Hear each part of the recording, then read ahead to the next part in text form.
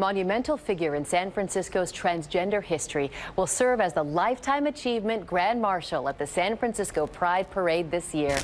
Donna Personna has served the community as an artist and activist for transgender rights for decades. And this morning, we're happy to welcome Donna Personna to the 9. Good morning, Donna. Good morning. It's so good to see you. The theme for Pride 2019 is Generations of Resistance. What does that mean to you?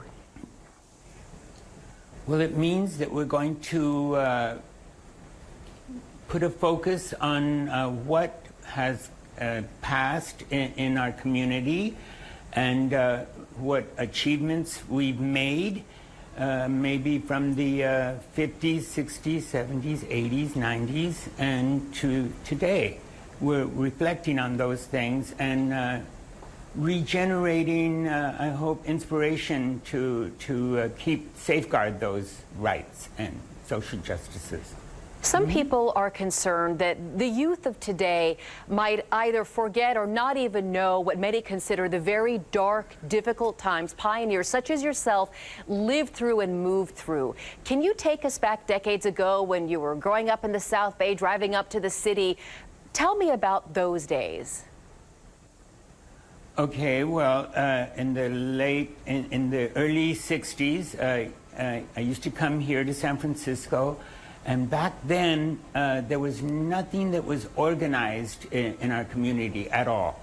Everything was covert, everything was secret, and there was no references, nowhere to go to find out, find like-minded human beings, or our community. So I would come to San Francisco and things were secret. I had to find out like where to go and find people like me. And so, and it was very frightening because everything was criminal. Anything about homosexuality, being gay was completely criminal. And so, there was no allies. And so when you see, like you will this weekend, tens of thousands of people celebrating, honoring, really even just marking LGBTQ lifestyles, what does that mean to you? To me, it means that we have an opportunity to reignite our inspiration for continued resistance. Because at this time, I believe there are forces, the current administration is pushing back on, I think, everything that we've achieved.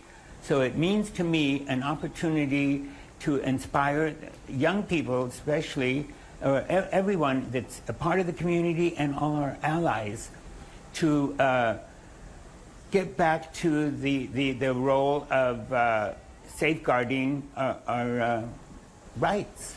Yeah, that's what it means to me, more than a celebration. Back for a while, in the years in the 80s, I think, in the 90s, the focus was on celebrating, and it was kind of a party. Well, I don't see it that way now. I see it as celebrating what we have achieved, but trying to keep it and not have it taken away from us little by little, one little thing at a time.